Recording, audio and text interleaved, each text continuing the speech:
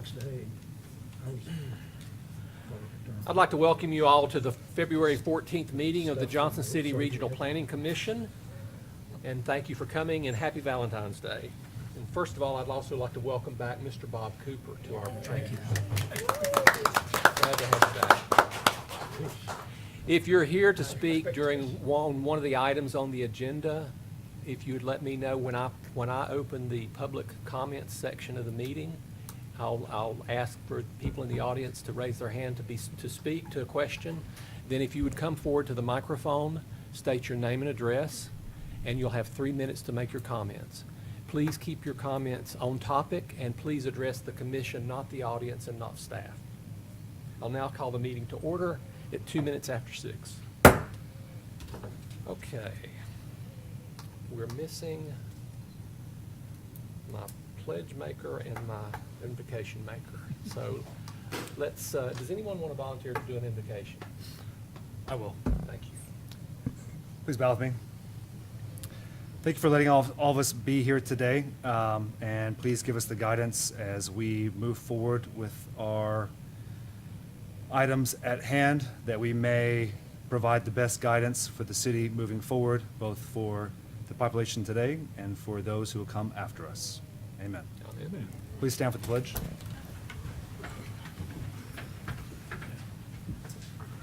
I pledge allegiance to the flag of the United States of America and to the republic for which it stands, one nation, under God, indivisible, with liberty and justice for all. Thank you very much. I think we've got an agenda before us. Does anybody have anything to add to the agenda? I would like to ask that we please consider a change of order to the agenda, and that we move new business ahead of old business. Does anybody have an objection to that? Okay. Could I have a motion that? Motion to move new business before old business on the agenda. Second motion. All right. All in favor say aye. Aye. Any opposed? Thank you very much. Now, we've got the minutes of the January 10th meeting have been submitted by our recording secretary. Does anyone have any changes or additions or corrections to the minutes? I'd like to make a motion to approve the minutes. Second. All right, we've got a motion and a second to approve the minutes of January 10th, 2023 meeting with no changes or corrections. All in favor of accepting those minutes as presented, say aye. Aye. Any opposed? Any abstentions?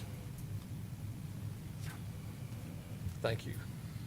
All right, now, our first item up for business, and this doesn't happen very often, is it's time for election of officers.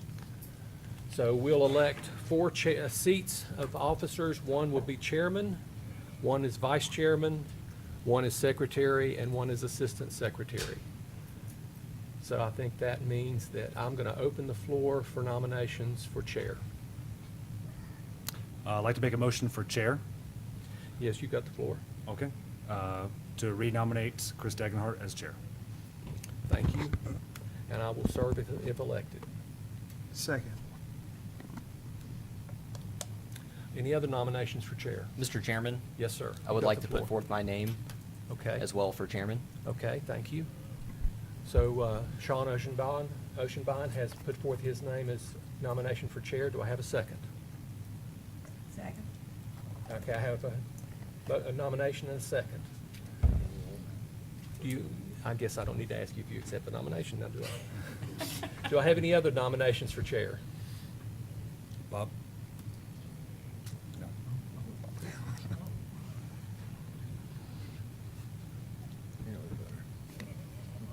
I'll declare the nominations closed.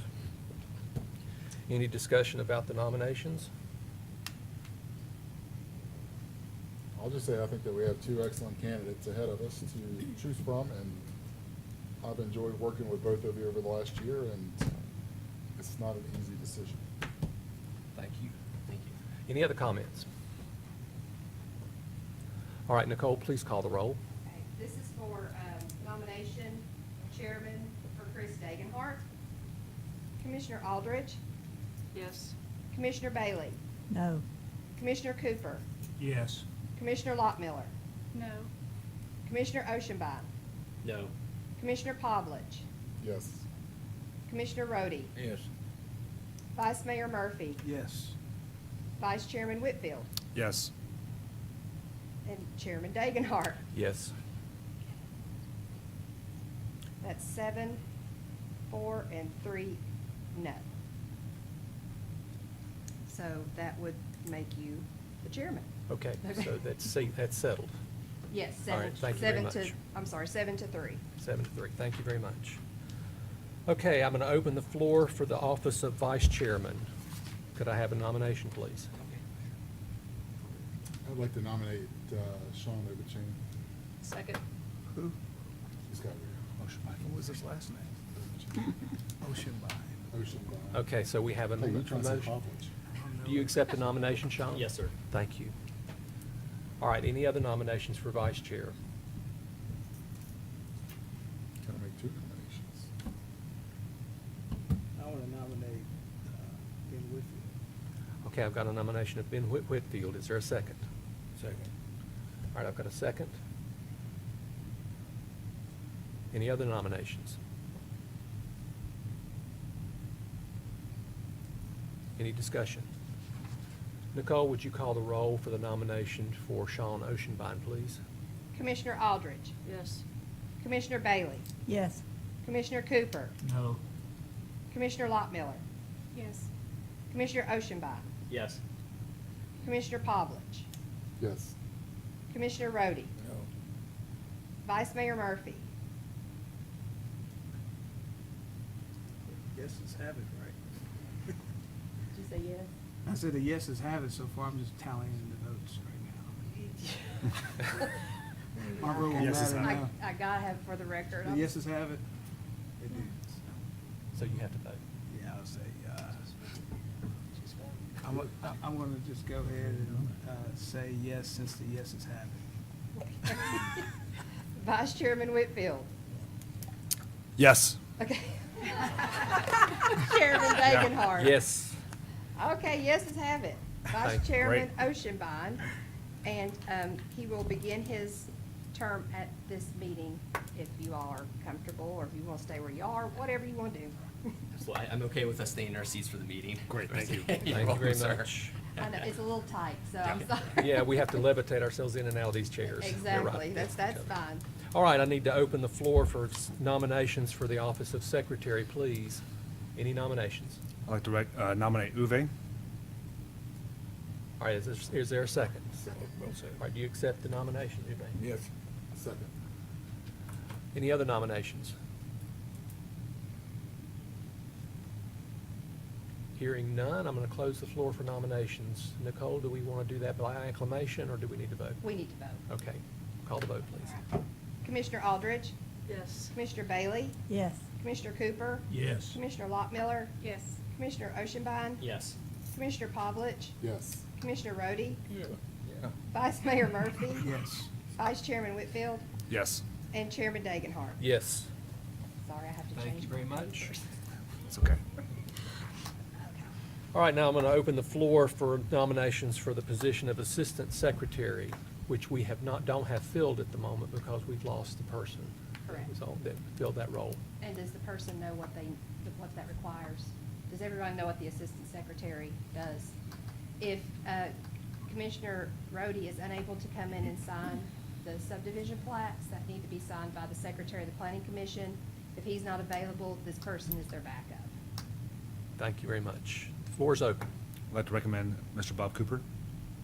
All right, Mr. Cooper, would you accept that nomination?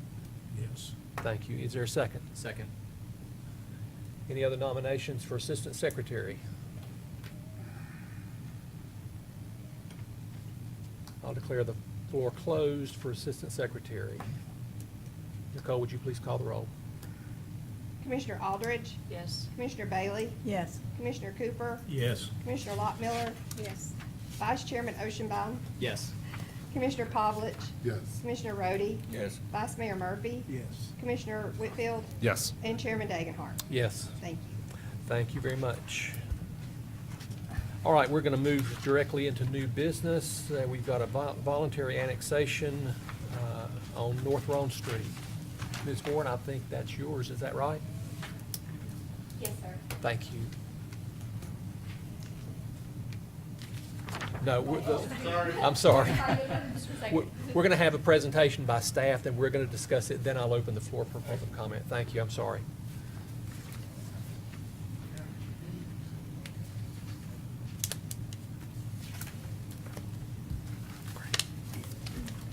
All right, good evening, Commission. It is good to be back in front of you.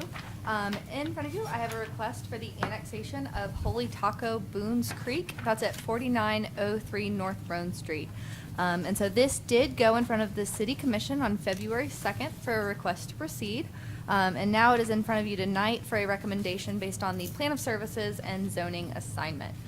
If you guys, well, I guess whatever you guys recommend as this moves forward, it'll go to City Commission on the timeline in front of you. So this is the property in question. It is adjacent to the city limits by North Roan Street, so it touches that right of way. It's approximately 1.75 acres, and they are seeking a zoning assignment of B4. It is currently zoned B3 in the county, which is a similar commercial zoning district by the county standards. And it is an existing restaurant. So again, this is Holy Taco Boone's Creek. It's there, it's operational right now. The building does exist. And the future land use map does propose commercial, which again is in line with the zoning assignment of B4. The plan of services is in front of you and was included in your packet. I also just passed out a fiscal analysis pro forma. You'll see that there's not too much of a difference. Again, this is just because it's a fairly small annexation. There's no population increase proposed with this because it's just a business. So a lot of those numbers are going to be zero. So what you're really looking at is water, sewer, usage fees is the main income there, and then also property tax. This is a vicinity map. Staff is recommending approval, and I am here to answer any questions you may have, and I believe the applicant is here to speak on behalf of the application as well.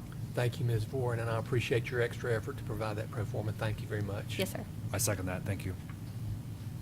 Okay, question for staff.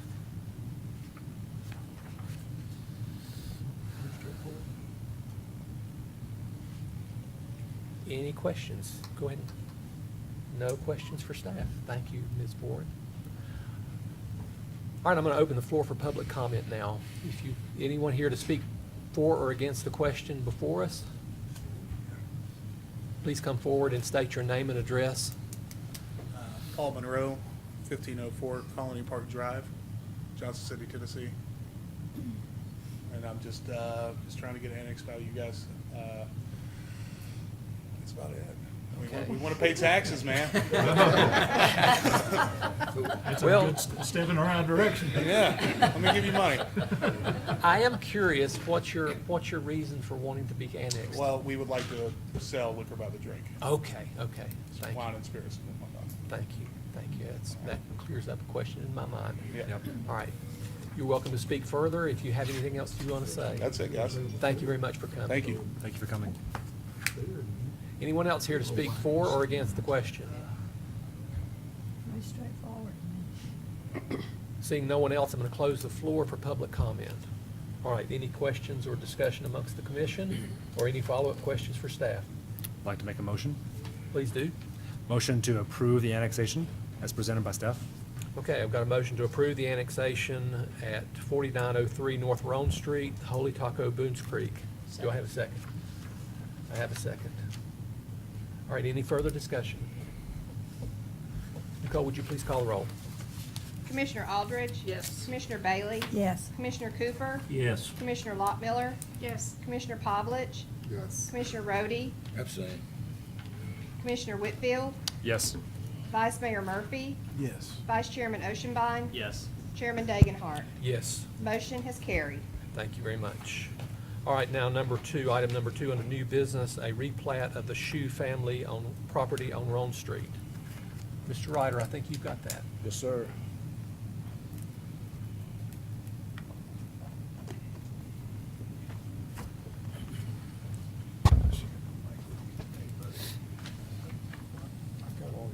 Good evening, Chairman Dagenhart and Vice Chairman Oceanbine, congratulations. Thank you. Vice Mayor Murphy, Commissioners. This is a request for preliminary plat approval. The title of this plat is a bit wordy here, replat of Lot 2 of the Scheu Family Roan Street Subdivision and Road Dedication.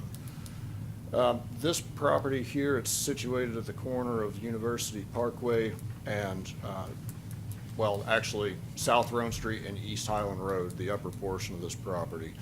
One of the lots is zoned PB, and 2 of the lots are zoned R4. These properties were rezoned back in May of 2022. Take a look at the plat here. Here is the before, the way it exists now, and here is the proposed replat.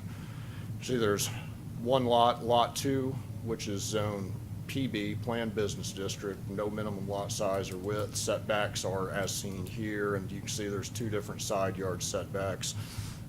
One is 8 feet because this lot being zone PB abuts residential properties, so that would be an 8-foot yard, 8 feet setback. This side over here would be 0, but with a subdivision, there's a 7.5-foot utility easement, drainage and utility easement, so essentially 8 here and 7.5 here. And it abuts residential property in the rear, so that would be a 40-foot rear yard setback. Lots 2A and 2B, they meet all the zoning requirements of the R4. Minimum lot size is 7,000 square feet, minimum lot width of 50 square feet. Setbacks are seen here, pretty standard residential type setbacks. And then the subdivision regulations require that all lots have 50 feet of frontage.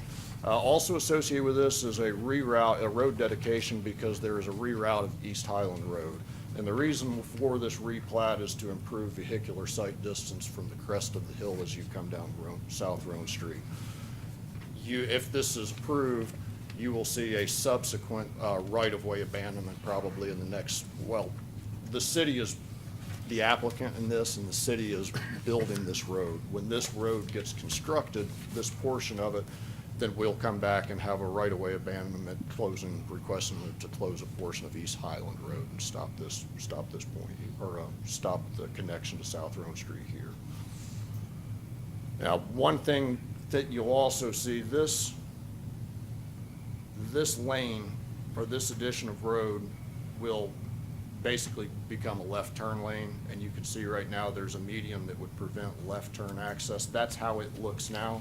When you approve a preliminary plat, there are construction plans that come in after approval of the preliminary plat. We'll review the construction plans, we approve the construction plans, they'll build the road, and then it'll come back for final plat. When you see it come back for a final plat, it will look more like this, with that median being shortened. So no reason for alarm here. And that's not a significant enough change to kick it back to preliminary plat. There's also, this is another plat that you're going to see at a later date, but just to sort of explain, highlight some of the things, we're going to, there's that median that you were looking at there. There's going to be, this is a portion, we're going to have to do a right-of-way abandonment here. It's basically a land swap with this property owner over here. He's going to give us additional right-of-way here, and we're going to close the right-of-way and include that in his property here. That's to come, so it'll resemble this. If you have any more specific questions about that, it's not really relevant to the preliminary plat approval tonight, but the city engineer can speak to that if you choose to do so. But again, not essential for the approval of the preliminary plat. We recommend granting approval of the Scheu Family Road Subdivision plat. If you noticed in your packet, there was an addition of adding this note. That note, we will have that note put on the plat. It's just a simple phone call to our city surveyor. He'll add that plat. So we're recommending to grant approval of the Scheu Family Roan Street Subdivision preliminary plat with the addition of a note stating, and the note is as follows. So if you would put that in your recommendation, we would recommend that you do that. And then the rationale is that the plat meets all the requirements of the Johnson City Zoning Code and subdivision regulations.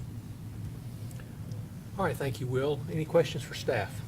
Will, is there any risk in us approving this without the median being shortened? No, sir, because this whole plan will not, we will approve, that will be reviewed in the construction plans. And so the construction plans cannot be approved without the removal of that median.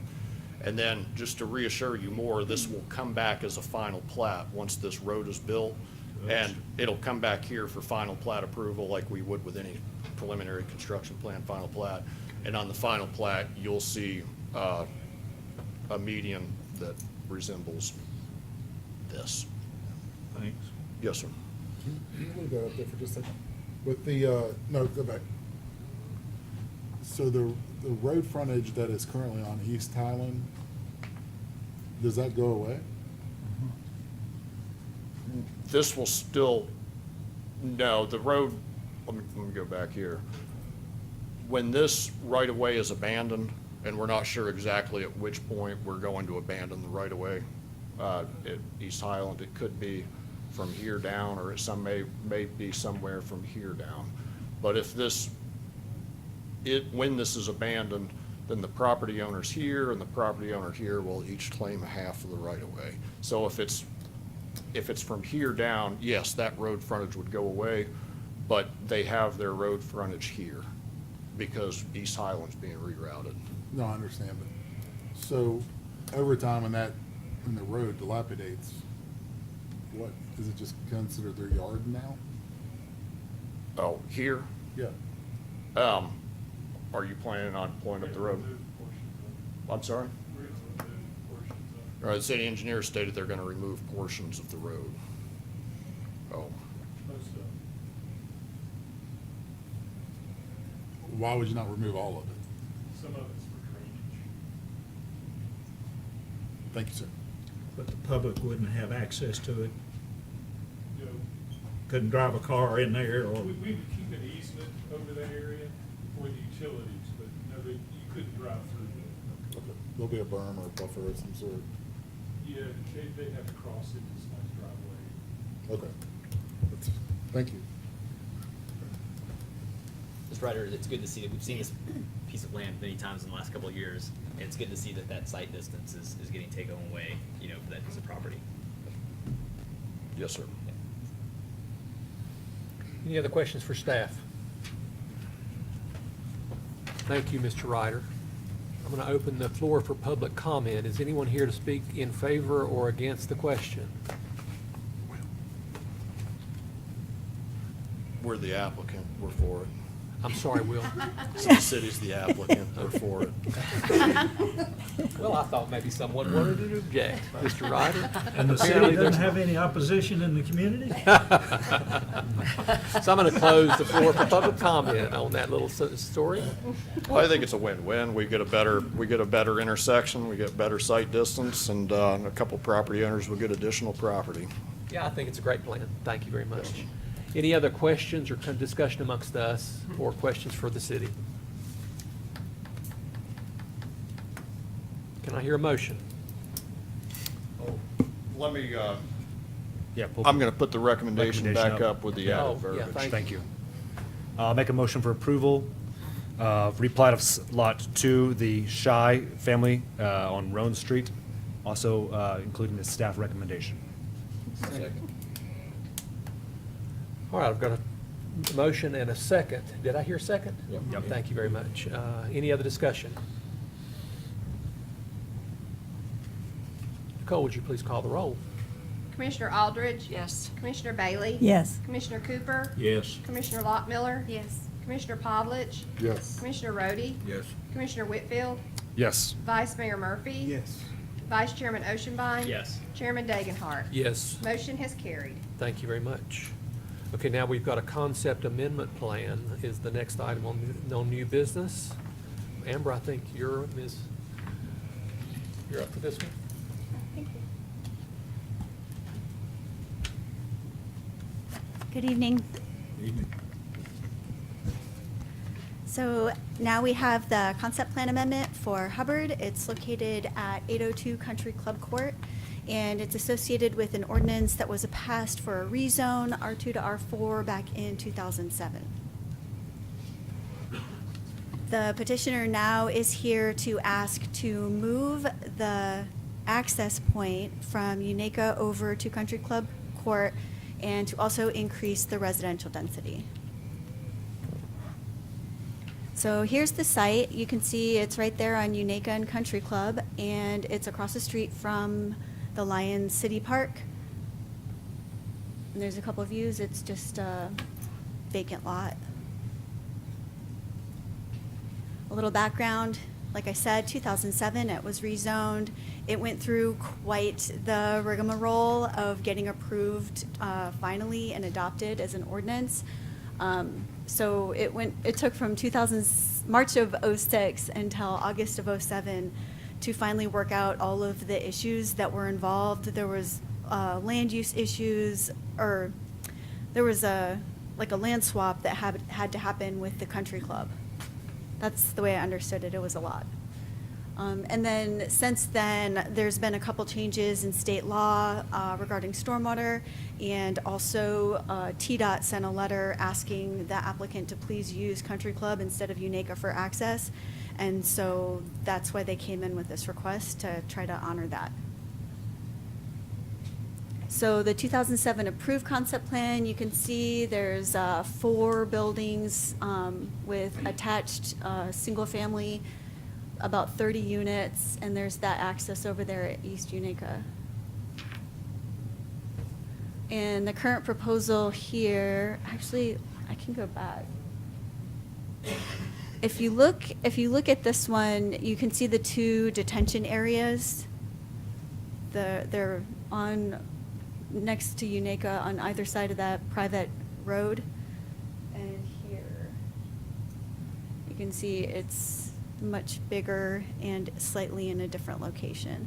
And the engineer is here if you have any questions about how that works, like why that's being proposed.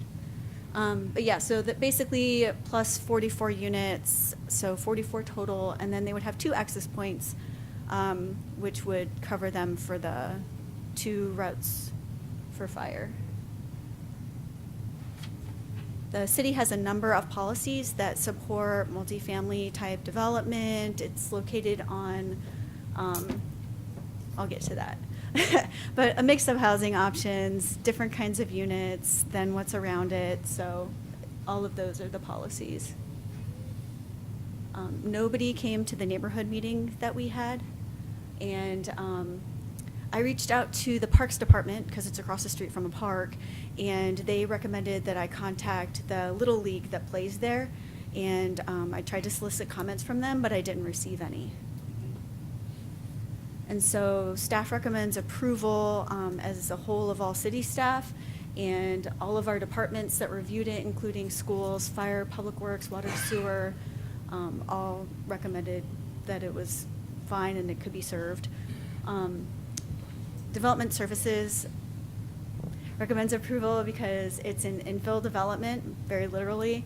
It's really close to an existing intersection with a collector road, which is a good place to put higher density residential. The location of access off of Country Club is safer than on Unaka, just because the amount of space that they would have to put in an appropriate taper. And then it's really close to a lot of parks and a lot of commercial. And it adds home cost variety to the area. And then these are the options, and I have this slide that kind of shows you where it sits in the world in relation to other uses. And I'm here for any questions, and as is the engineer. Could you show me the 2 means of egress again? I know the one going out on to Country Club, I guess that's Country Club Lane or whatever. They're both to Country Club. So Yeah. you would actually go up through the Country Club and all the way around for the No, other views? oh, let's go to the, let me go forward to the aerial photo. That might be, I can sort of point it out. So here's the Country Club, right? The golf course and the tennis courts and everything. This is the lot. And the access would be around right here and then around over here.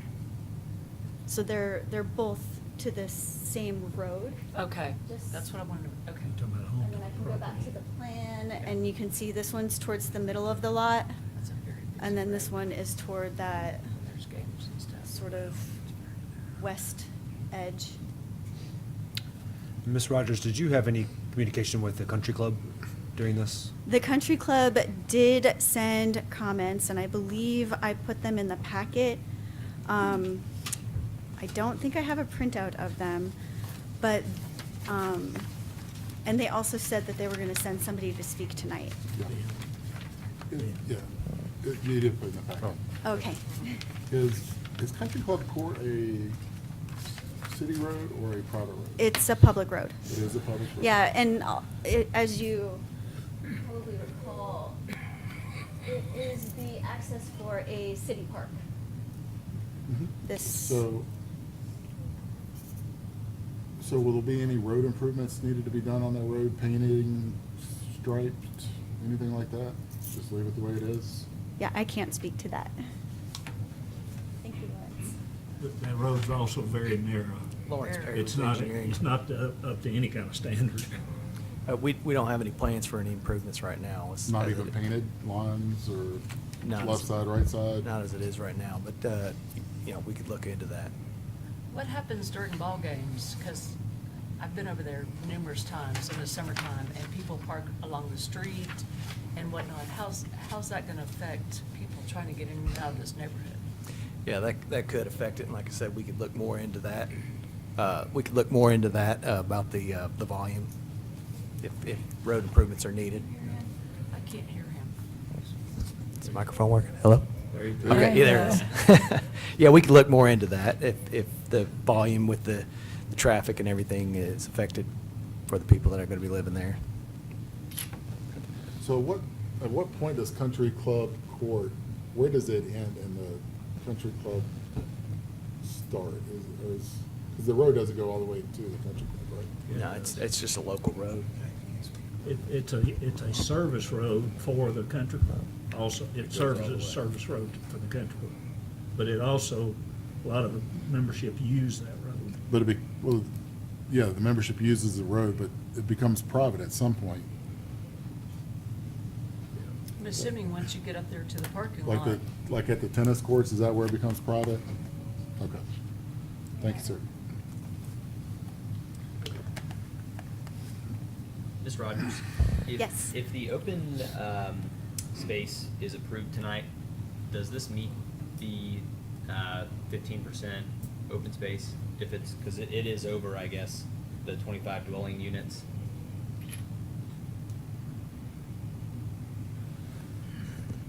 So if the open space is passed tonight, when they come in for their concept plan, they'll have to comply with the ordinance. Okay, so this will then change in appearance. I'm sorry? This will then change in appearance then? It may. I don't know. We didn't analyze that because it's not an ordinance right now. Absolutely, makes sense, thank you.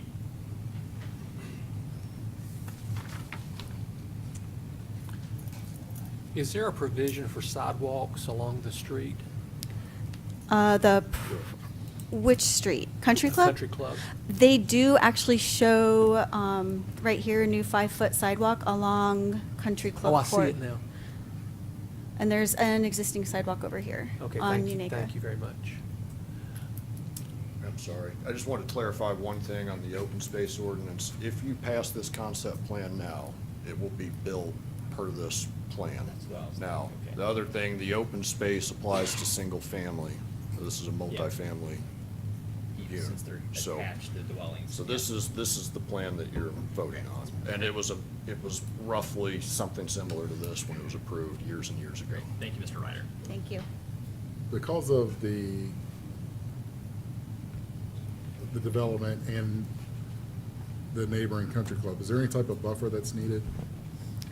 They have proposed the 15-foot landscape buffer around the edge of the property.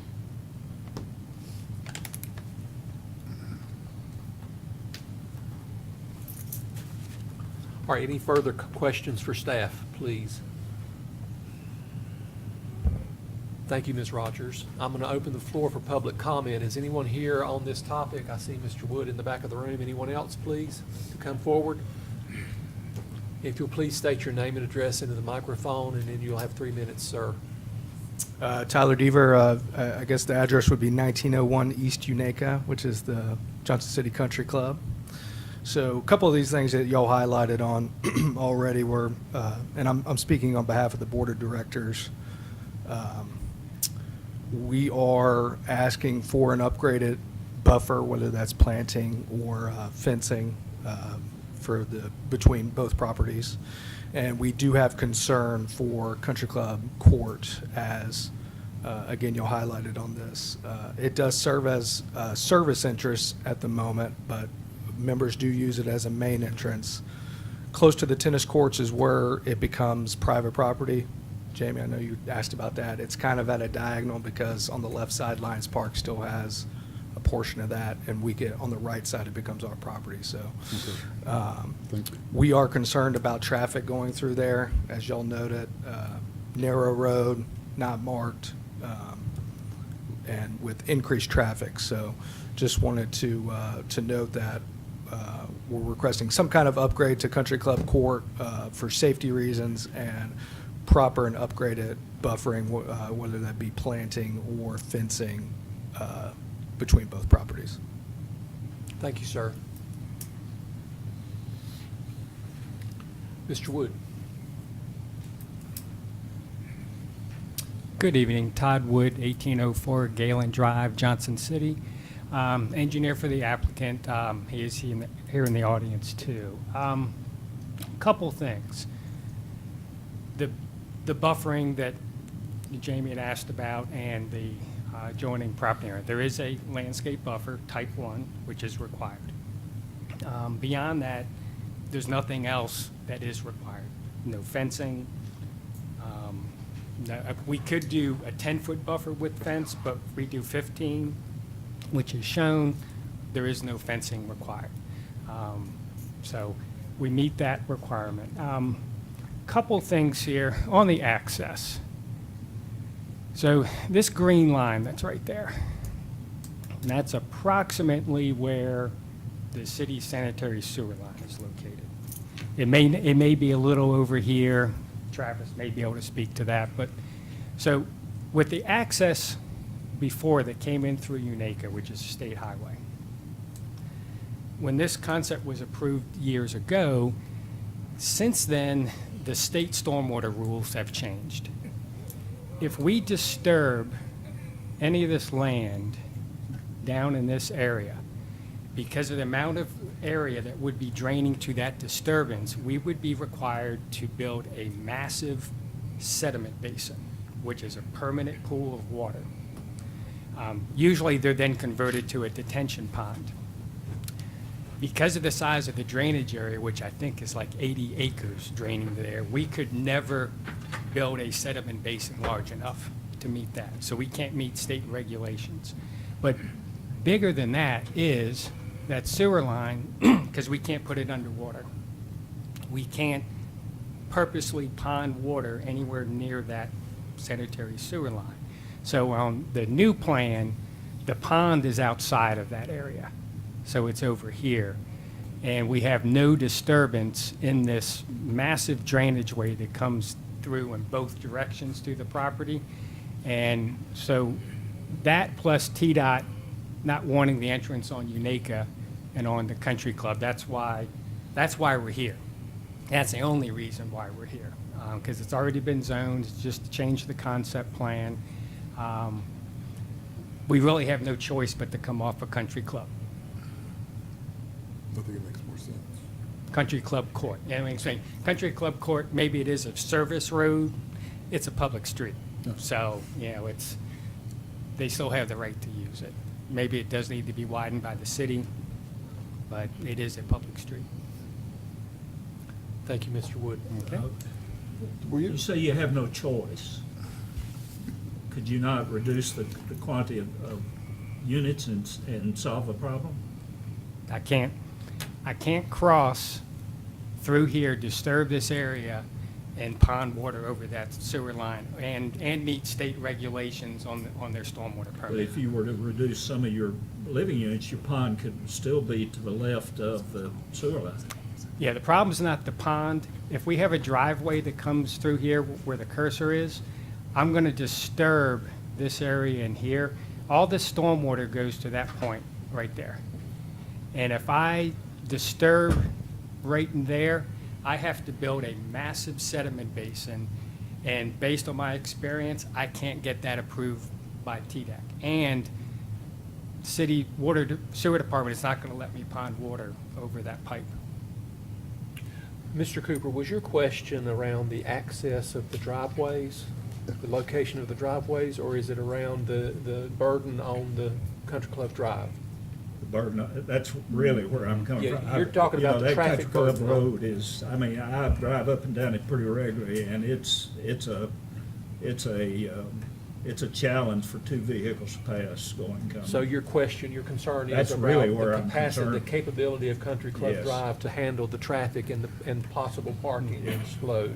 Yes, sir. Okay, it's not an issue about where the driveways are? No. Thank you, I wanted to clarify that. Thanks. So one thing I will throw out at that, and you have, this is concept plan amendment, not site design.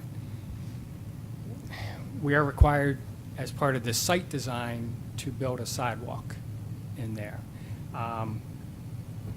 The owner may not be the one to develop this, and I may not even be involved, so you can't hold me or the applicant to this, but what could happen, in theory,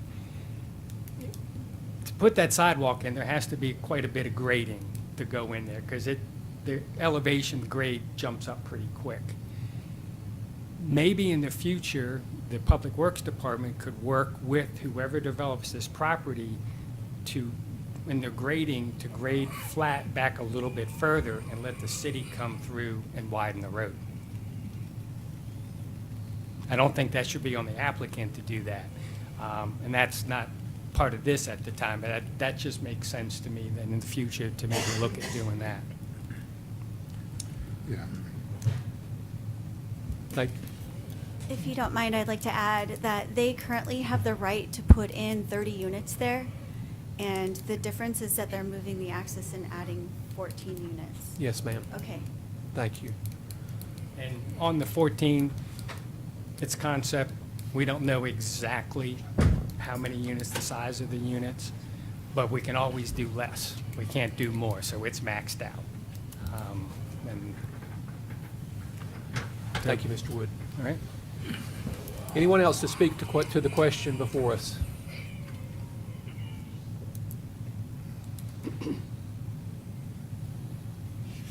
No one else to speak?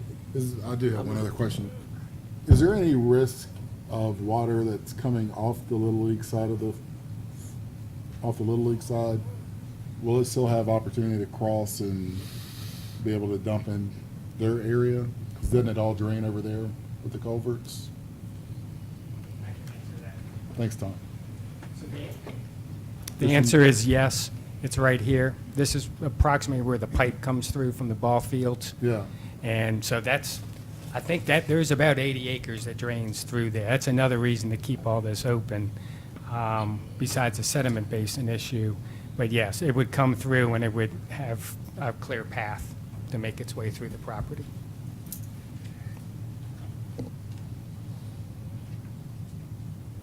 Will your storm water pond actually, will it hold water, or is it, you won't have a sedimentary bottom, or it'll just all filter down? It would probably be what's called an extended detention. It would eventually drain down. It might take 3 days for it to totally drain down, but it would drain down. It Okay. probably would not be a permanent pond. Now, I don't know that for sure because we're not at that point yet, but that's typically what would be done.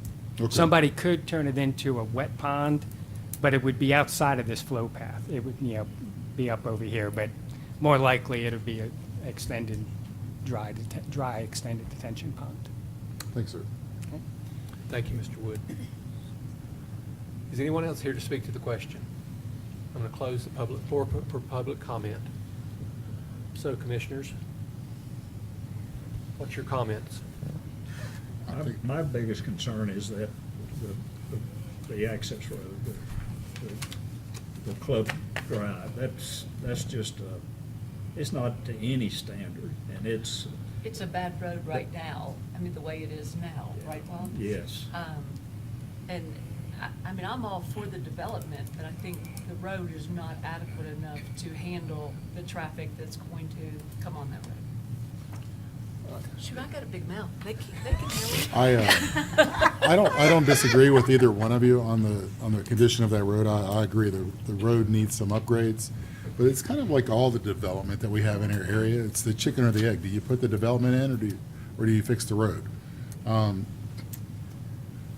me, it's, if you don't do either, nothing's gonna get done. Right. So, Mr. I Ryder, think the plan is a good plan.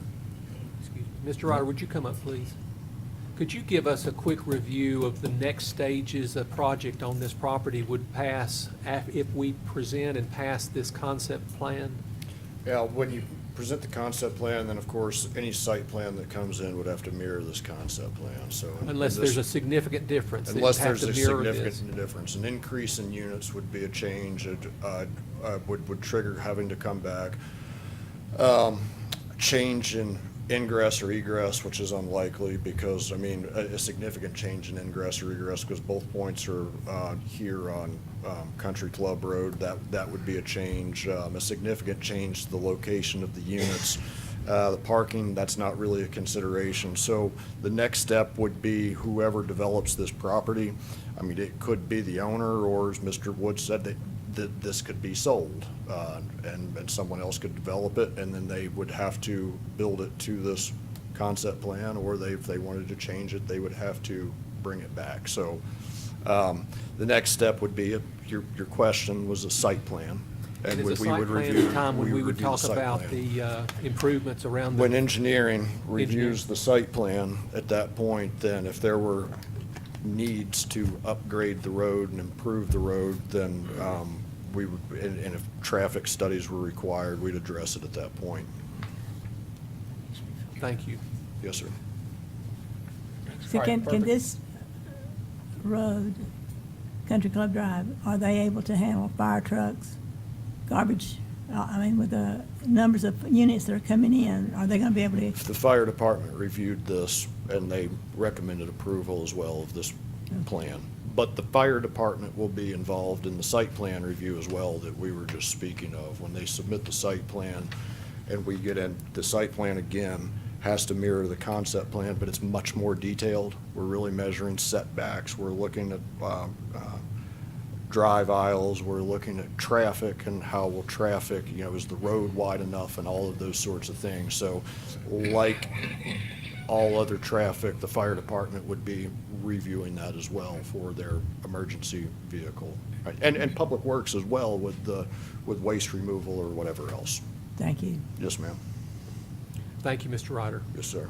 Any other questions or conversation amongst the commission? Chairman, I feel much better knowing that when they have to submit the site plan, that engineering will review the road at that point.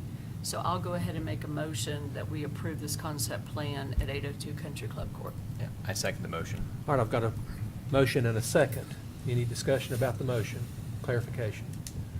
The motion is to approve the revised plan, the revised concept plan for 802 Country Club Court. Seeing no other discussion, I'll ask Nicole to please call the roll.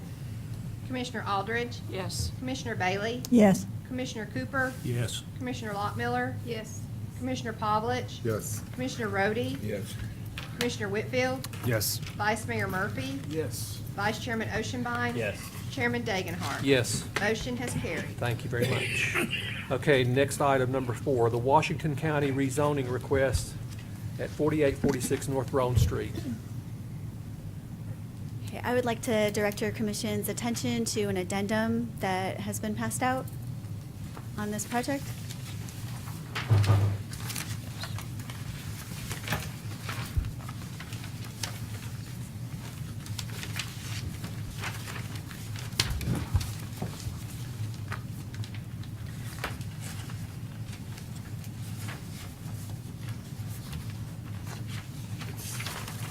You'll see that staff changed their recommendation Yes, ma'am. from denial to approval. So this is a Washington County rezoning, 4846 North Roan. They would like to rezone from a planned business type district to a high-density residential district to put in a attached single-family housing development. And you can see here in this county zoning map, here's the site, the purple. It's surrounded by County A1, and all of the gray here is in the city. And we'll look at a city zoning map in a few minutes. A little background on the county rezoning process. Their concept plan is non-binding. It does not dictate what it will actually end up on the ground at all. They don't have a neighborhood meeting, but they do send out notice to the property owners within 300 feet. And then the city staff reviews and makes a recommendation to your commission because it's in the regional planning area. Then you make your recommendation to the Washington County Commission, who makes the final decision. And later on, if there were a subdivision plat, it would come back to you, and that would have to comply with the city's subdivision regulations and your subdivision regulations. And any future site plans with, the construction and architectural drawings, that would be reviewed by the city, or the county's planning commission. On the comprehensive future land use map, the site is shown as mostly residential. There's a little corner of it here, down here, that's an interesting artifact that shows commercial. This is the concept plan, and like I said, it's non-binding. This does not reflect what may end up being out there. But it would take access off of Pepper Ridge. This is a fancy little road that the TDOT put in as a result of bad sight distance for another entrance over here. So you see it's got 16 units shown, but the designation, the district would allow up to 17 based on the acreage and how they do their residential densities. And then this is just to show you sort of how those zoning districts work. This is like a mathematical calculation. It doesn't actually say density, but based on that, that's how it would turn out, is up to 17. Okay, and these are just for a little bit of perspective. In this, you can see that the sort of grayed out stuff is in the county, and the rest of this is the city. And so the site is located right here, adjacent to pretty high-density residential R4, and then this is all R4 also. So this is all about 14 units per acre. And then there's an RP3 here, which is, I wrote it down because 8.5 units per acre. So medium to high density in the city is located around it. And then there's a big commercial area right here. So it has access to an arterial road, and it's close to commercial. It seems like a reasonable place to put high-density residential. And then this is a little bit closer, so you can sort of just see what it actually looks like on the ground with that sort of translucent, so you can see the ground better. We have some applicable bridge policies that support the multifamily and affordable housing types. And county staff commented that it meets all of their requirements for a concept plan. And our recommendation is approval because water and sewer are available. It is adjacent to similar density in the city. And it's appropriate because it's next to an arterial and close to commercial. And then your regular options. There's just a map to rest on, and I'm here for any questions. Very good, thank you. I just want to clarify that our role today for this question is in an advisory capacity to the county. Yes. This is not a city question, this is a county question. We're in an advisory capacity because it's within our boundary growth. Right, it's because it is in your regional planning area. Thank you. So, any questions for staff? Thank you, Ms. Rogers. Thank you, Ms. Rogers. I'm going to open the floor for public comment. Is anyone here to speak in favor or against the question? Mr. Wood, welcome back. Can I just put a chair right here? Yeah, we can just. 1804 Galen Drive, Johnson City. Engineer again for this. The applicant is here also. The applicant's business is actually on this property. And within a short time of purchasing it, it's already outgrown it. This parcel is so small, and it's got a drainage way through it. It's got that right-of-way that essentially, I wouldn't say was taken by TDOT, but when they widened the road to create that new road up to the other townhomes, shrunk it even more. It just doesn't function well as a business, commercial property. It's back off the road and it's small. So he would like to build townhomes on it. Of course, you can build whatever is allowed in that zone, but that's the plan at the time, at this time. There are townhomes next to it. There's townhomes across the street from it. More of the retail business is closer down to Boones Creek Road. Of course, there is a restaurant that was, up a little earlier ago in the agenda, but it really just doesn't function well as a commercial piece of property. Thank you very much, Mr. Wood. Any questions for Mr. Wood? Just a rezoning, not an annexation, correct? Correct. Okay. It's a rezoning recommendation to the county. That's just for the annexation. Thank you. Yeah. Anyone else here to speak to the question? I'm going to close the floor for public comment. Discussion amongst the commission, please. I think it would be an appropriate use for this particular area. Any other thoughts? I'll entertain a motion to advocate for the rezoning by the county.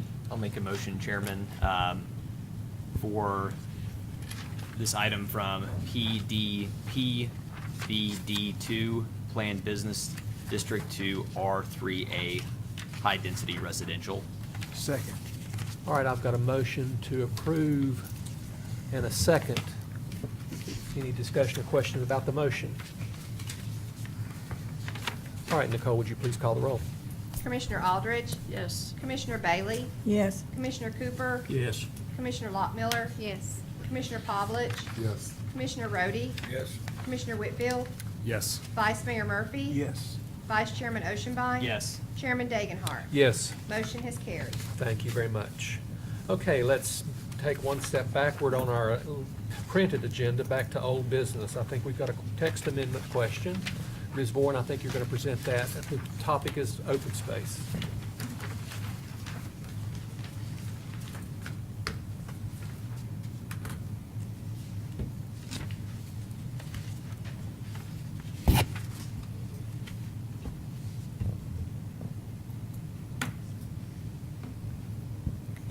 Good evening, Commissioners. Tonight, we're going to talk about the open space ordinance. And I want to remind you guys that this conversation started a little over a year ago now.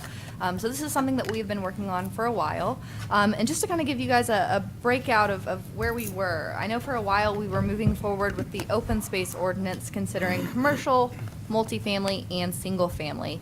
In an effort to get some legislation passed and to hopefully, start preserving some open space, staff has actually broken out single family aside from commercial and multifamily. So as you can see up here, commercial and multifamily are not being considered tonight, and the document that you have in front of you applies to single family. And so again, this is just kind of a proposed timeline to show essentially what I just iterated.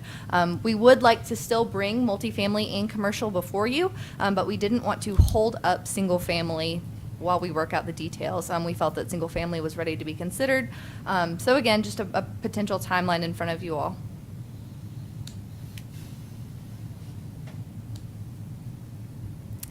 So we had a workshop over this, but I'm going to start with the applicability of this ordinance. So our proposed right now is anything that has greater than 25 dwelling units. So if there was going to be a subdivision with 25 new proposed homes, or anything greater than 10 acres where new roads are required. Just to give you an idea, this is fairly similar to Franklin, Tennessee. Metro Nashville applies their open space to any subdivision, and Greenville, South Carolina, any open space requirement that would be greater than 400 square feet, it would have to be applied. So if your open space requirement was 200 square feet, you wouldn't have to worry about it. But anything that hits that 400 square feet threshold, they would require. Again, just some different requirements throughout the city so you can kind of see where we are at. Johnson City sits in the middle here with our proposed ordinance sitting at 15%, half of which would be activated. And we'll get into what that means here in just a second. But you can see that we're a little bit middle of the road. So you have places like Knoxville, Tennessee and Greenville, Tennessee having lesser requirements at 10%. We sit similar to Aberdeen and Franklin, Tennessee. And then we're a little lower than Nashville. And we have Carmel, Indiana up here because Carmel has a nationwide renowned open space ordinance. It's kind of the creme of the crop, if you will, for open space. So to kind of give you an idea of pretty middle of the pack, fairly similar to some nearby cities. So what we've done with the open space ordinance is we've kind of taken a step to separate active versus passive open space. And you'll see that in the proposal of the 15% required open space, staff is recommending that half of the 15% be active open space. So what that means is that's going to be pretty much your improved areas. So that's going to be areas with picnic tables, playgrounds, dog parks, things like that. Whereas passive open space is predominantly untouched areas. So it's going to be your fields, your forested areas, places like that. You can read the specific language in the packet and in the proposed ordinance. So again, just some idea of passive open space. It's still land that's usable, but maybe a little bit less structured. And then again, active open space. So you see right here, I think that we have two great examples of active open space in our downtown with King Commons and Founders. Those are actually stormwater projects, but they've been activated through the addition of walkways. For walkways, speaking of, we did want to have a certain standard for walkways because we didn't want people to be able to do kind of whatever without having a base. So we do have a cross-section for a potential shared use path or sidewalk depending on what the developer wants to do. So you have a good idea of what that would look like or that. And again, I'm just going to take you guys through a couple pictures of visualizations of open space. So you can see from here, this original layout of the subdivision had 543 lots.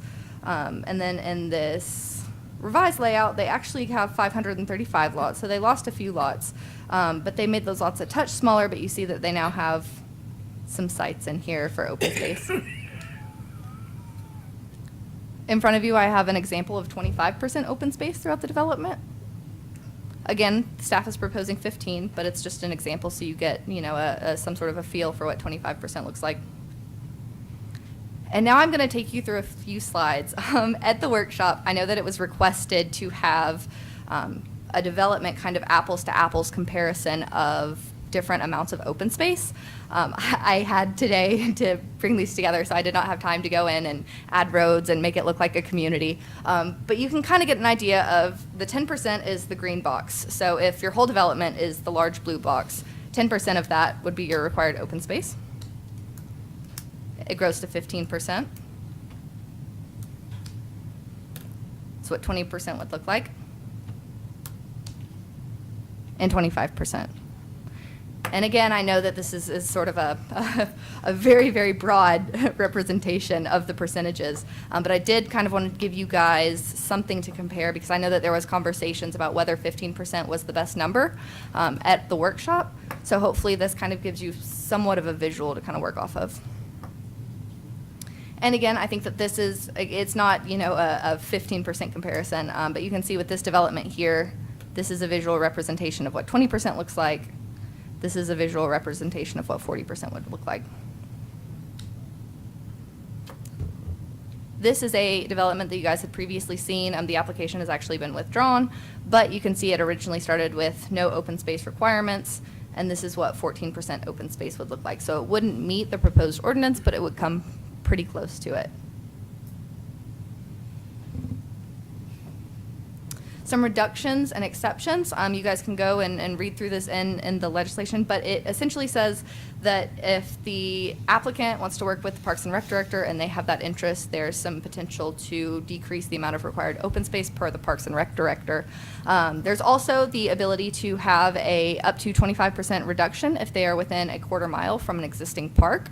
So if you do have that proximity to a current park, you get that bonus. There's also the exception for 30,000 square foot lots and agricultural uses. We do have the requirement of a 10-foot access along a public street. It could also be 10 foot of access along a private street per director approval. A couple questions that came up and changes since we had the workshop. We have added a minimum size of contiguous open space of 20,000 square feet. That comes from the city's smallest park.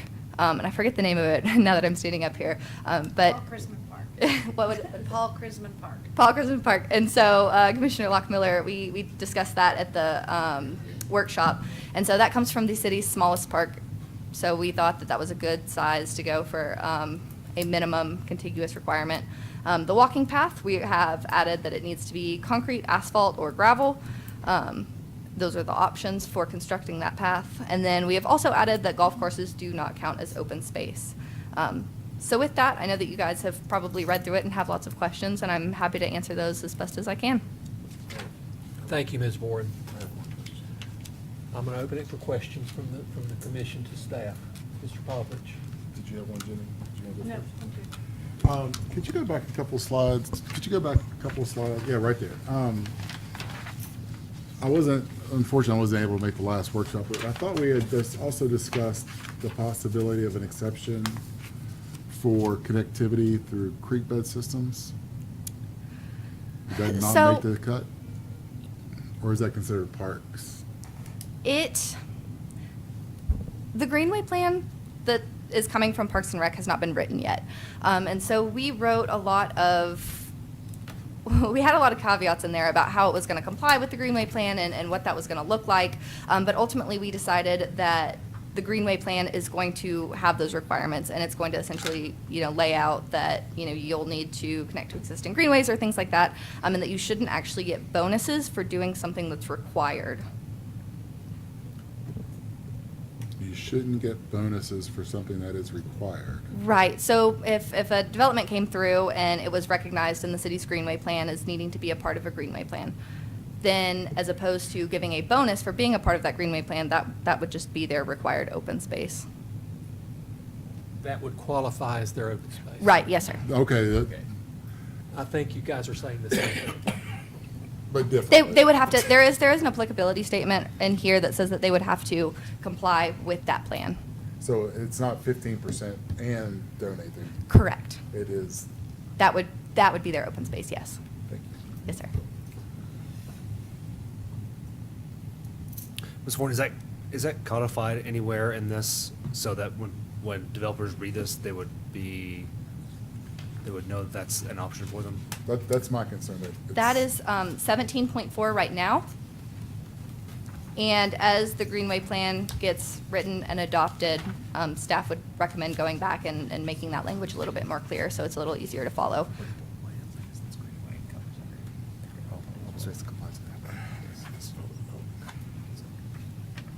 Okay, further questions for staff? Did we get that one cleared up? Thank you. Thank you.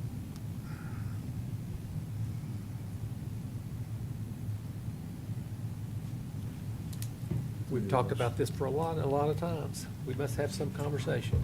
I would also like to add, if you guys do make a motion tonight for this, to add in section 7.2, it says open space standards shall apply to any new residential development. I would like to throw single family in there. It is called out elsewhere in the ordinance, but that is a mistake that I did not catch, and I would just like to throw that in there. So again, that's section 7.2 to just add the single family before residential. Thank you. Did we have input from contractors on this? We'll open the public comment in just a moment. No, I'm not talking, I'm talking about when y'all were talking about the In the 15% workshop? or 25. We had Did several y'all developers consult? Yes, we did. attend. Okay.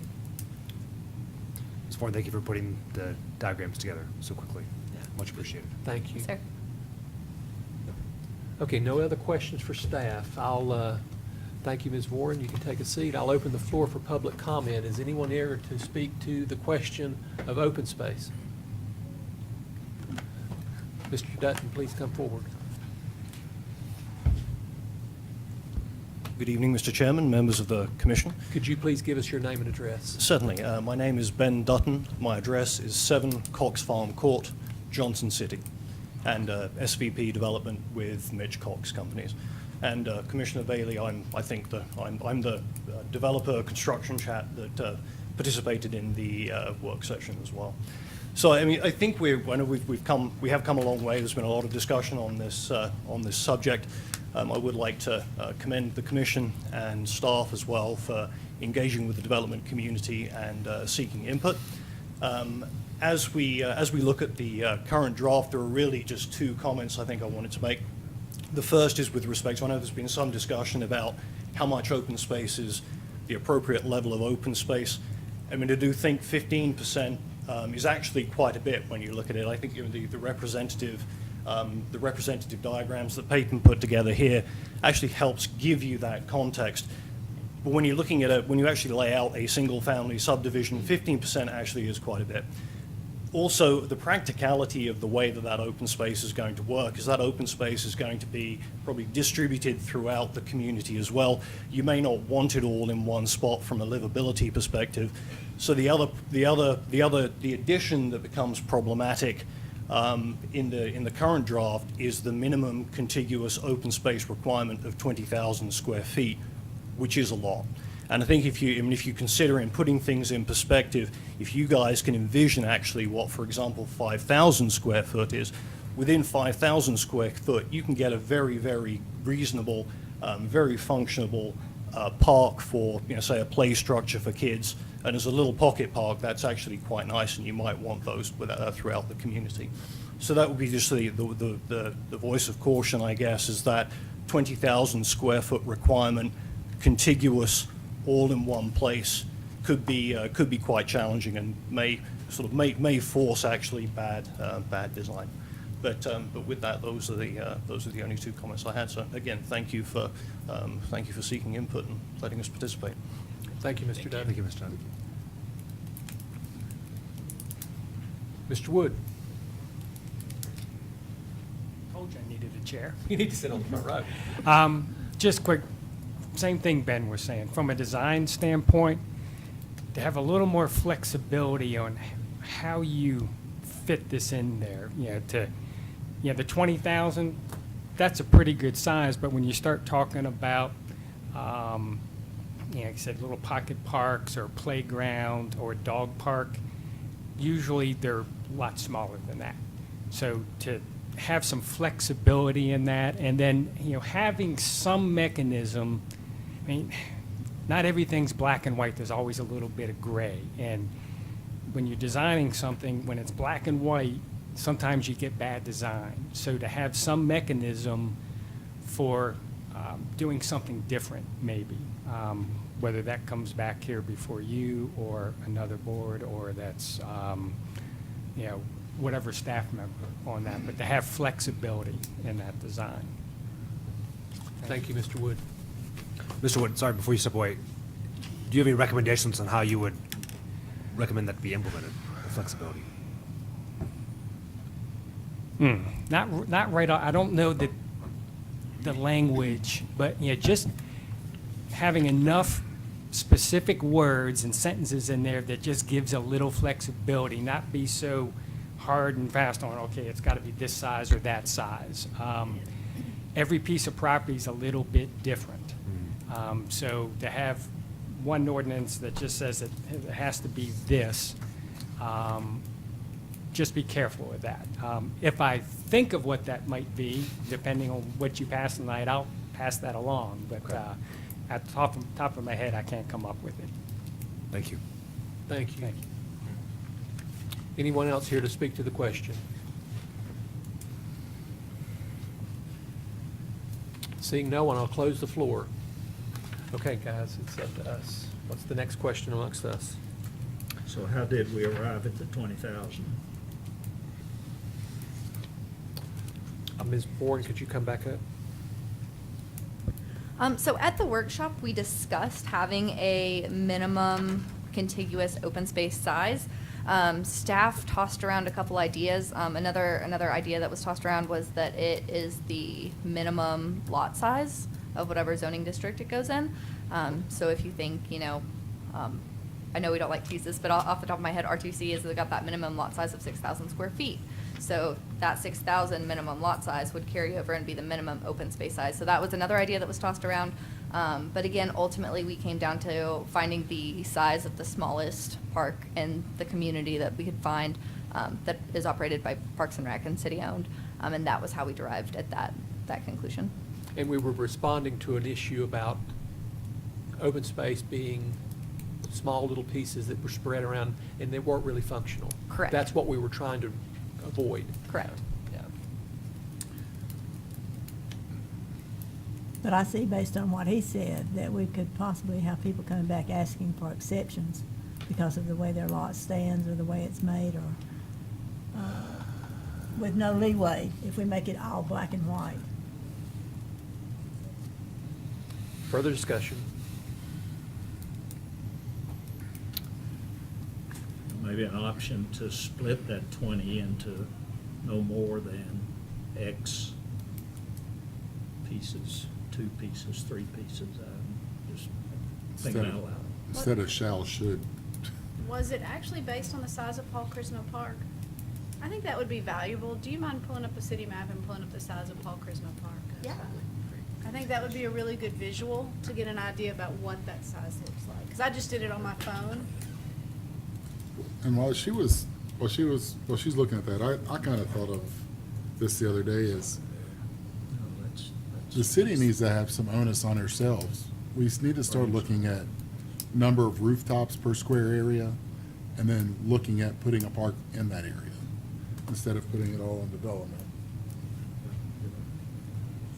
Yeah, I just did a Google search for Paul Crisno Park and took me to a map. And seeing the So the is actual this the last satellite image was. where we were doing the new It's subdivision? kind of hard to search. Seems like the I had some rules. troubles finding it before. So is this the Go to final Roan piece to Street. get that approved? This is just a presentation. No. Yeah, and then find, But this is the last piece to go, right? No, it's not the first piece. Could you say? go. Was it Joe see Wise? Carver Very City. nice. It's behind United Grocery Outlet. There's a Joe, blue I used to- dot there for United Grocery Outlet. Yep, it's right in there. So small, you couldn't find it. I was searching so many It's times, little. I would lose it. It's little. Is it probably, yeah, do the aerial one. I think that was helpful to have the, Is that what that's? yeah, there we go. That's the size. It's 2 city lots in West Davis Park. Jamie in the corner. Jenny, could you speak into the microphone? I sorry. can't hear you. Oh, sorry. It's very small. It's 2 city lots in West Davis Park, which are some of the smaller lots in the city. So that gives you a good visual of what the size of the park is, what 20,000 square feet looks like, And all that- lumped together. And Ms. Vaughan, that's the size of the park is 20,000 square feet. Yes, I will say it's goes right here, and it does have some of this behind it. It like pulls a little bit of that, but not too much. But yes, If I recall correctly, 20,000 square feet is a little less than 1/2 of an acre. yes. Yes. About a half a football field.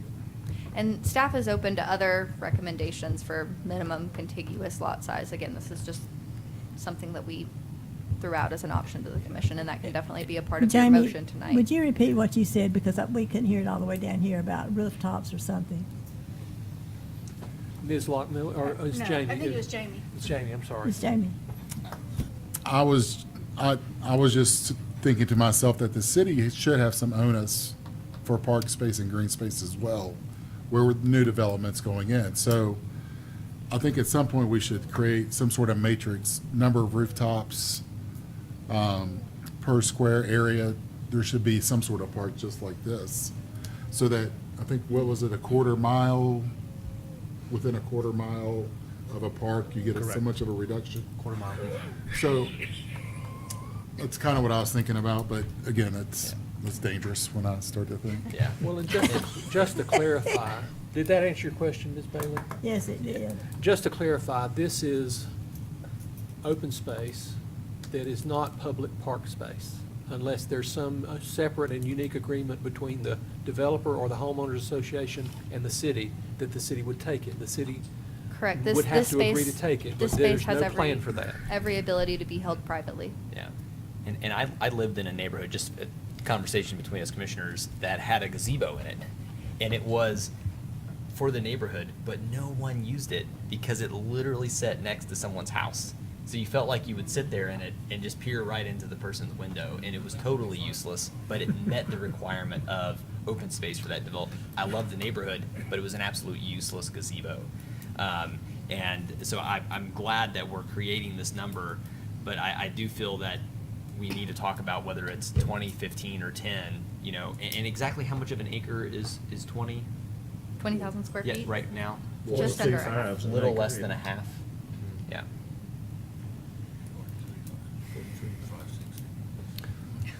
To be exact. I mean, that's been my concern the whole time is, well, first of all, I just applaud the commission and everyone here, their work, and staff as well, for even having an open space ordinance. This is great and very progressive, and I'm proud to be a part of this. I think my question I keep wrestling with is the same as Vice Chair Oceanbine, is what is 15% the right number? I know that's it's based on what we've done so far, but if you were talking about kids growing up in a neighborhood with some really densely packed developments, which is what's gonna happen in the future, and we have these developments with a lot of houses packed in, if they have 15%, is that gonna be enough for kids to play on? I know it's gonna add to the cost of the development. I think overall, it's probably less than 15% for the whole cost of a development. You factor in the land use cost, and then we're talking about just taking that from 15 to maybe 20%. I don't think it's a huge incremental cost, and the quality of life that we can provide people for these really small, densely populated communities. So, I really appreciate you putting up the diagrams. If you pull those back up. So I just like to have a conversation with my fellow commissioners, because we had, I think there were 6 of us in the subcommittee meeting. We discussed this at length about what's the best size. We went back from 15 to 20 to maybe is it 10? So I'd just love to hear your guys' thoughts on what we think is, because I think this is really important. I think what we said today to be pushed forward for decades. There's gonna be a lot of growth that's kind of knocking at our door to come in here, and once we set this number, it's gonna be set down. So I just want us to have a really thorough conversation on what do we think the appropriate percentage is. I guess that's my concern with just setting a definite number with no leeway at all. Is it written should be a minimum of, or is it shall be a minimum of?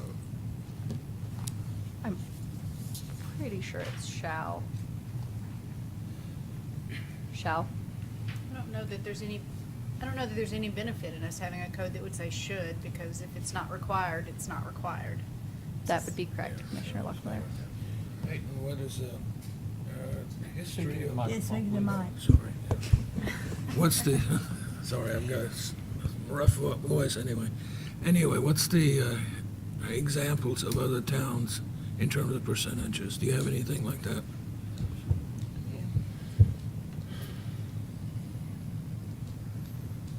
Apparently Indiana has the creme de la creme, 25%, which I'm not advocating for.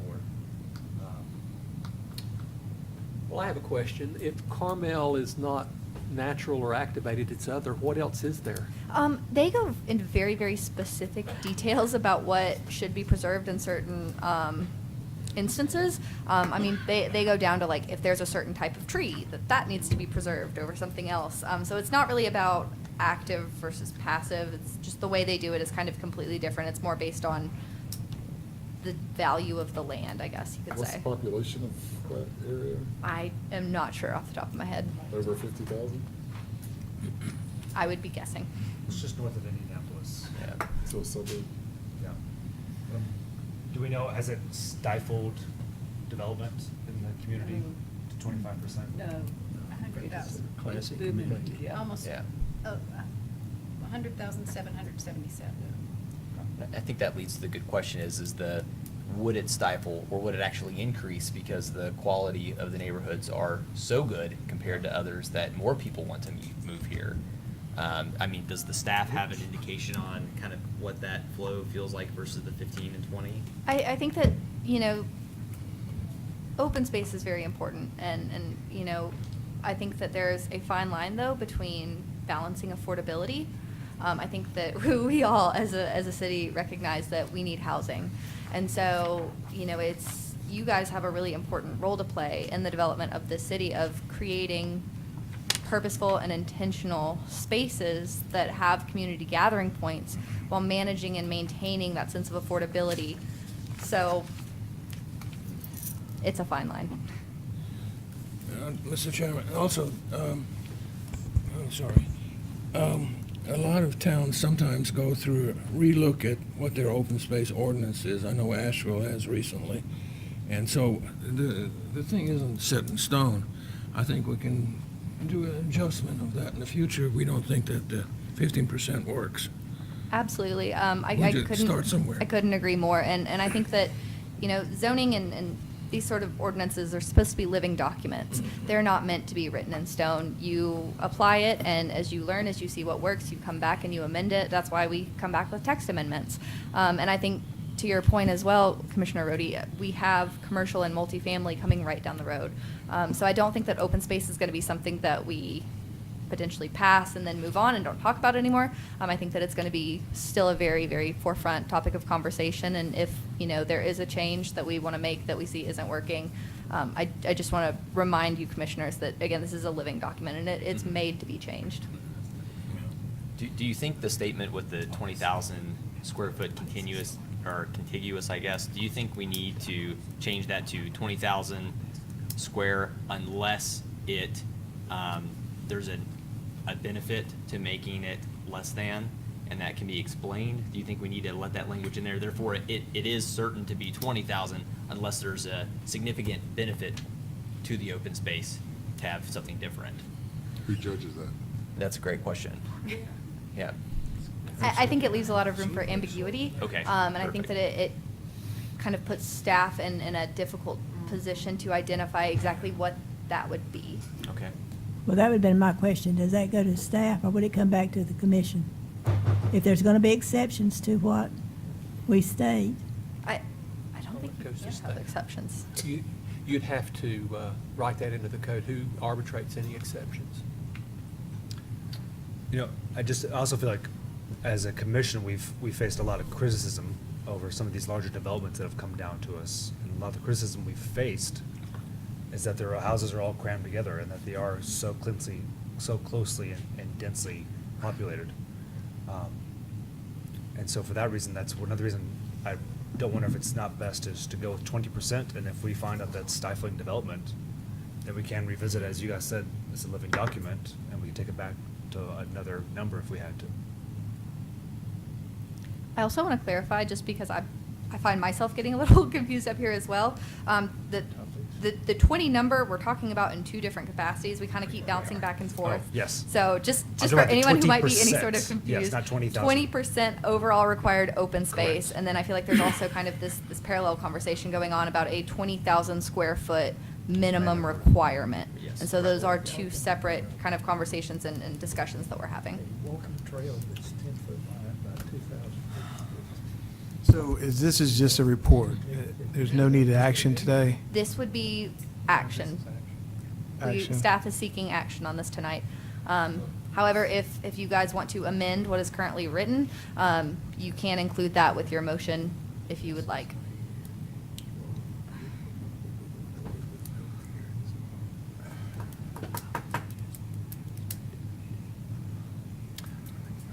Call for a vote. Yeah, I guess I'll make a motion. Oh, please. If I may, I just recommend this go back to committee for review. There's a motion. I make a motion to send this back to committee for another review, based on all the questions that were presented today. I have a level of uncomfortability with the amount of questions that are presented at this meeting. So I make a motion that it goes back to the committee for another review. second. Okay, we've got a motion on the floor to remand this back to committee for further discussion. I think the 2 points of discussion are the percentage of a particular development that would be required to be active and passive open space, and is there a requirement for a continuous space of one element of that, of 20,000 square feet? So I think that's the question. And I'd like to say to this commission, guys, come to these committee meetings and ask these questions, because we get in these meetings and we ask a bunch of questions like we've never seen it before. And you might not have, but come to the committee meetings and let's hash out some of these questions. But the amount of questions we hit tonight, we need another review of this for me to be comfortable and report back to the city commission. All right, any other discussion about the question, motion on the floor? Call for the vote. Nicole, would you please call the roll? Yes. Could Commissioner. you restate the motion Yes, sir. first, please? The motion on the floor is to refer this back to committee for further review. Thank you. Call the roll, please. Commissioner Aldridge, No. Commissioner Bailey, Yes. Commissioner Cooper, Yes. Commissioner Lockmiller, No. Commissioner Pavlich, No. Commissioner Rhodey, No. Commissioner Whitfield, Yes. Vice Mayor Murphy. Yes. Vice Chairman Oceanbine. No. Chairman Dagenhart. Yes.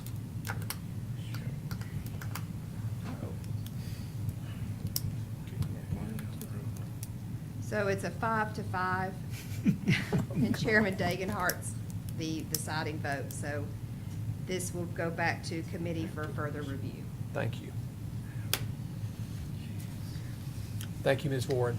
Thank you, Commissioners. I'm going to call a 5-minute recess of our meeting, and we'll reassemble back here at 24 minutes to 8.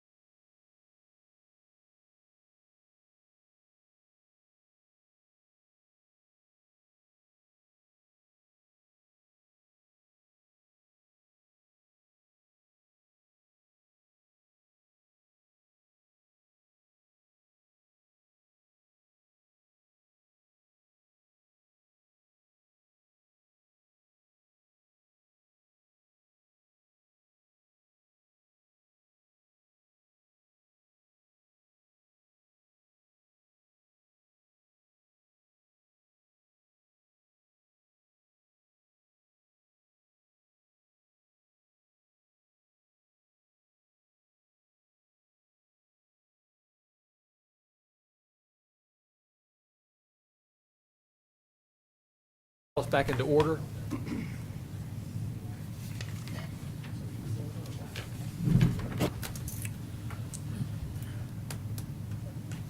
Now, we've got a report from committee on residential zoning, and I believe Ms. Amber Rogers is going to make that presentation, please. Hello again. Can you hear me? Oh, good. So this is the update to your commission on residential zoning districts. And I feel like I should apologize for the length of the package that you received. This will be much more brief. Promise? I do. I mean, I can't make that promise. You just did. Actually. You just did. Okay, so the background on sort of how this started out is staff started working on new residential districts.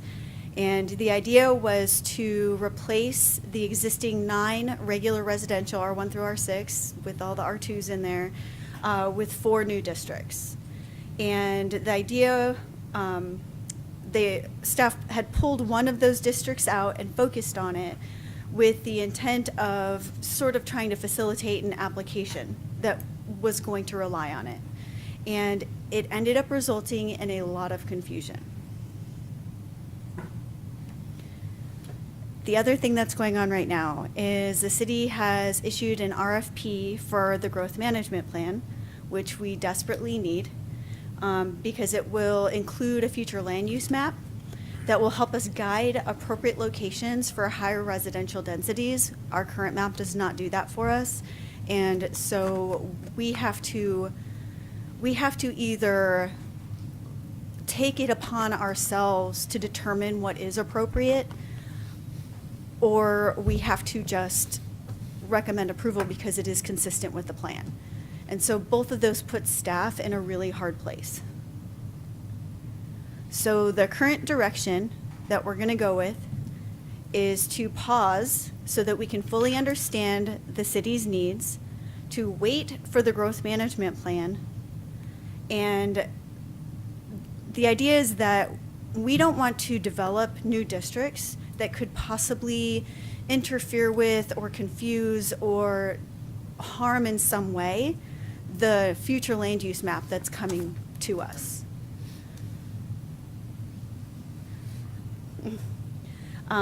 It would also help us to avoid any unnecessary rework where if we had instituted something that conflicted, we would have to go back and fix it after. So we'd write new districts, then have to fix those districts if we conflicted somewhere. And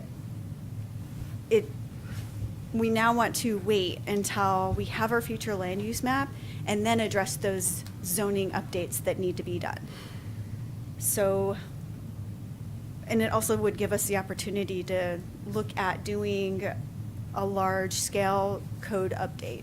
So we'll keep doing the little code updates that we've been doing, the things to make it comply with state law and to make it consistent with other parts of code, but waiting on that growth management plan as a real guidance document to make those big changes across the board to the code.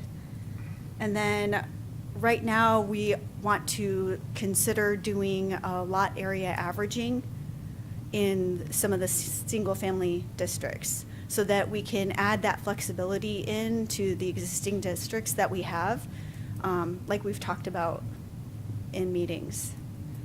And so that concludes my presentation, and I am happy to answer any questions. What time frame do you think we're looking at to get to do the analysis and produce a new future land use map? My understanding, I haven't seen the schedule, so I don't know that we've gotten any of the proposals in.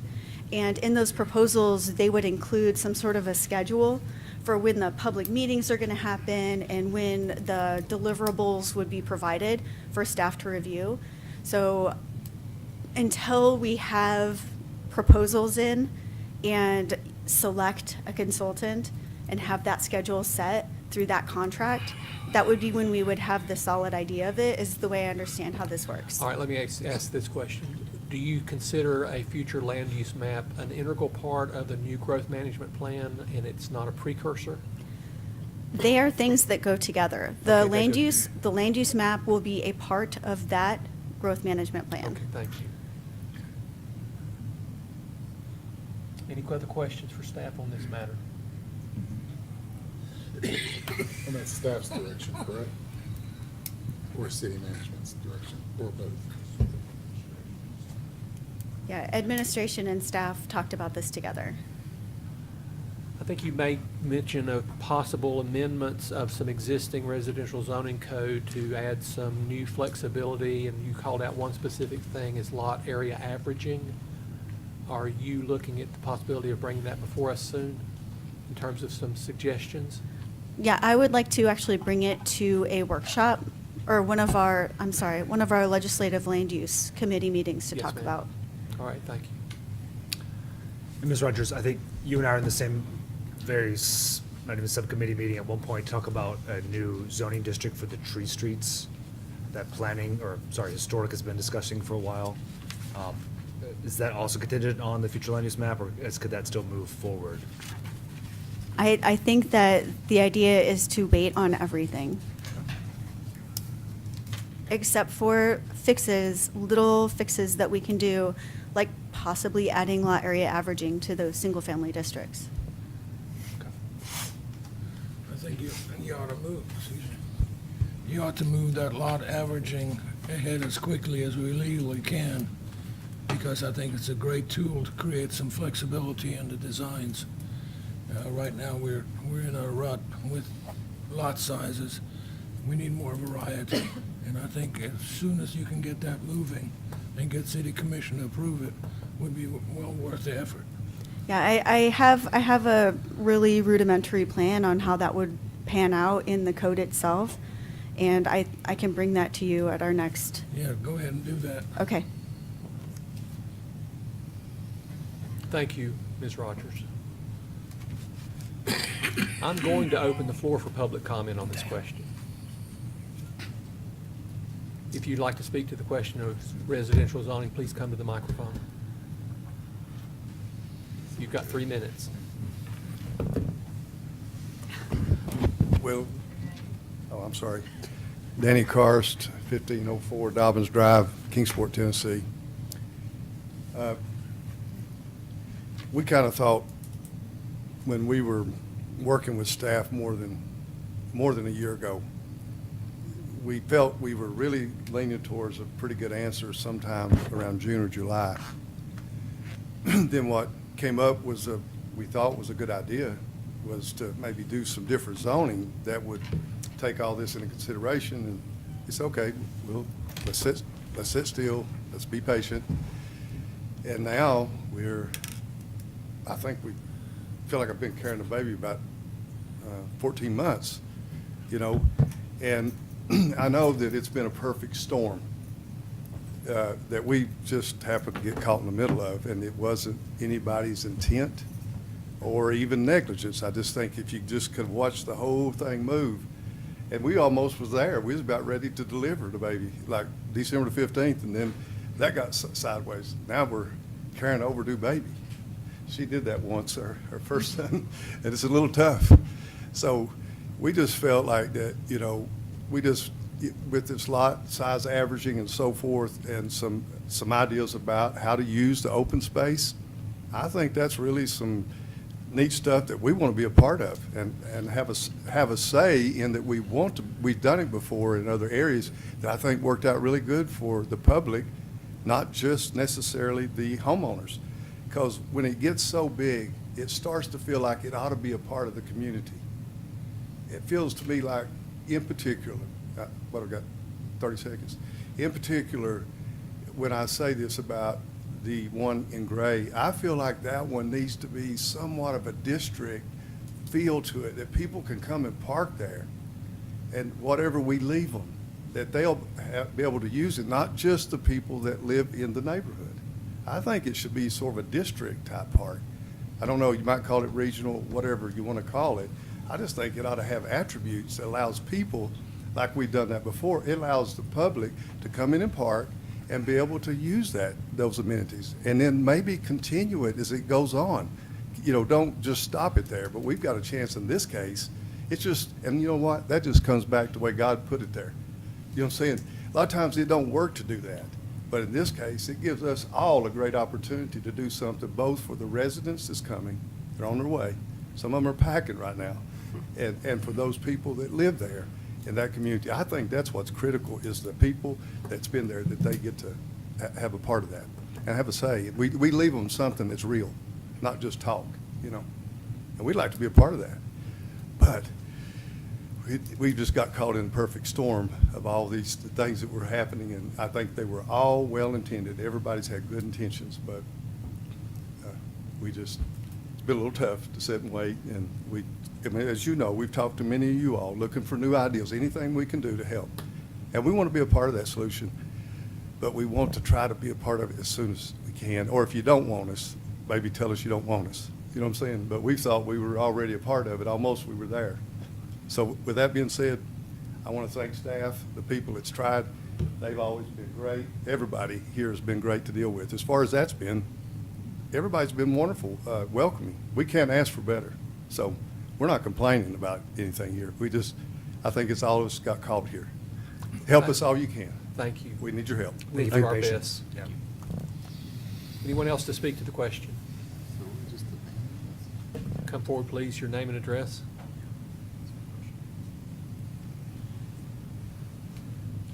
Roger Varan, 1284 Gray Station Road.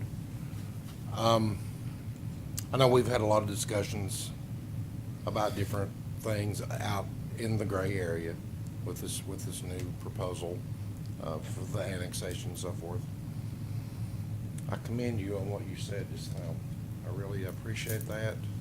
I think he's taken in, it sounds like they're wanting to take in our best interest as well as residents in that area as well. And I think the main thing is that most of us out there just do not want to see houses crammed on top of one another. And I think revisiting this open space and looking at however you're going to promote a new district or whatever is a good idea as well. But we just, you know, for the main thing, we don't want homes right on top of one another. We want green space between homes to where it still conforms to the lay of the land and still is, you know, it looks good is the main thing, you know. Right, we need to stay on the topic of residential zoning. Yes. Not a particular project. Right. Thank you very much. Yeah, thank you, sir. I appreciate it. Any other to speak to the question? All right, I'm going to close the floor for public comment. Thank you very much. I appreciate it. All right, that's the end of our agenda. Does anyone have any other article of business to bring forward? Hearing none, I'm going to adjourn the meeting. I think